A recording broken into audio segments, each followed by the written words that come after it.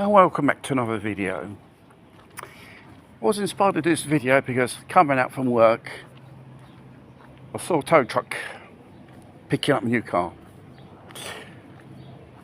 Called for a breakdown thingy bob. And I looked at the car, it was a Jeep, one of those things on Stellantis. You can bet your boots underneath it, underneath that hood has got a PureTech engine. One of those shitty engines, notoriously reliable to fail and give certain issues. And recent times there's a lot of these breakdowns with these spanking brand new cars with an issue or so unknown. It's probably with the engine or something electronics. And once upon a time you would have seen old cars on the back of these tow trucks to be taken to the scrapyard. But these days people are tending to hang on to their old banger, 10 to 15 years old car. Regular maintenance are done a certain mileage and still reliable and running. Why new cars suck? Well, there's a few things about them. Let's kick off a high level of technology in these cars. If there's a lot of electronics, it's sooner or later gonna fail. And we're talking about Mercedes-Benz, the new cars, BMW or Audi. A car which has got a lot of technology in it has got a high probability to fail. And obviously, the more you pay for that car, and when it comes to repair it, it doesn't seem worth the while repairing it, because when it comes to electronics and computers and stuff like that, these cars are money pits. As soon as they start playing up, best you get rid of it. I think within 5 years, people get rid of these cars, and you see these cars on the second-hand market. Regarding building material of these vehicles themselves, modern vehicles, the engines, a lot of plastic is in use inside, where there's circulation of coolants, oil and electrics. And once upon a time there were metal parts. Now they use plastic, which in the long run, due to the thermic yo-yo effect of thermic thingy about from cold to hot and so on, they will break because it's plastic. Because once upon a time they used to use aluminium or other type of metals which were more durable. And the issues of the engines themselves, which smaller cc, 3 cylinders, they tend to have a whole one turbo, 3 turbos or 4 turbos on it. Downsizing the cc on an SUV, nah, because obviously it will wear out in time, the engine. Despite in the issues have Stellantis with a PureTech engine on many models, they are mounted, especially on SUVs, they tend to wear out before time, even before the warranty. And these so-called costly repairs and recalls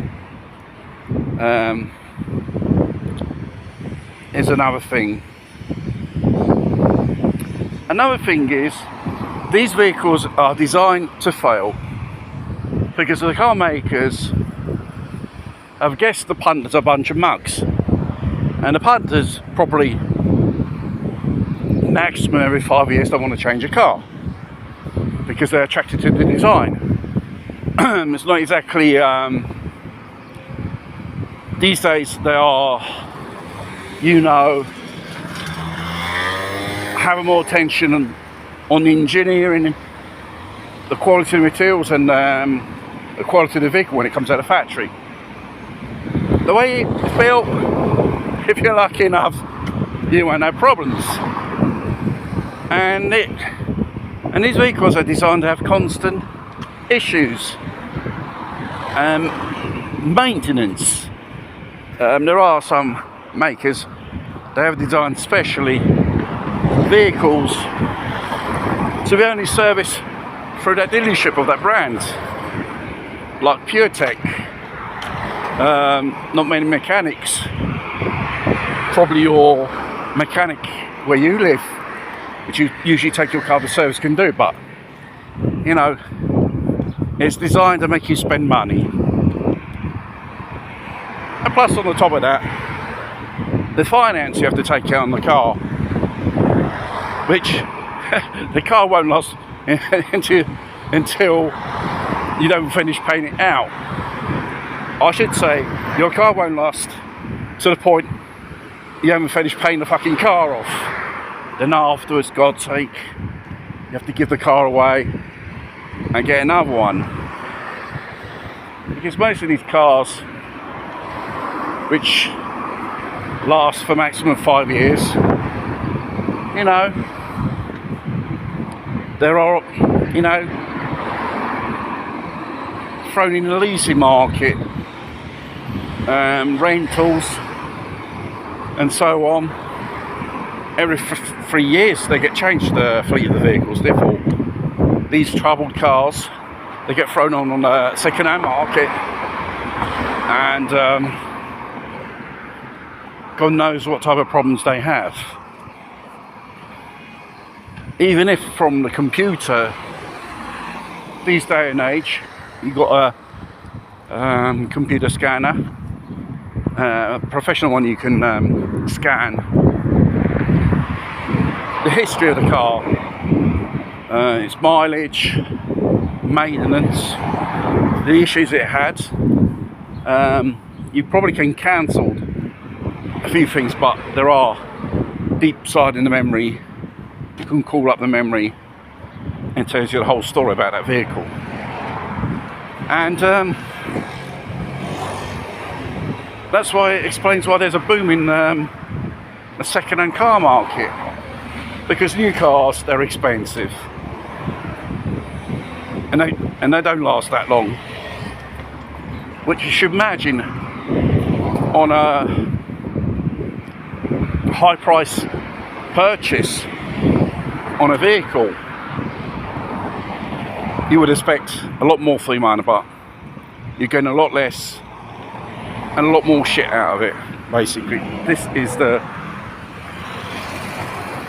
reality of new cars today.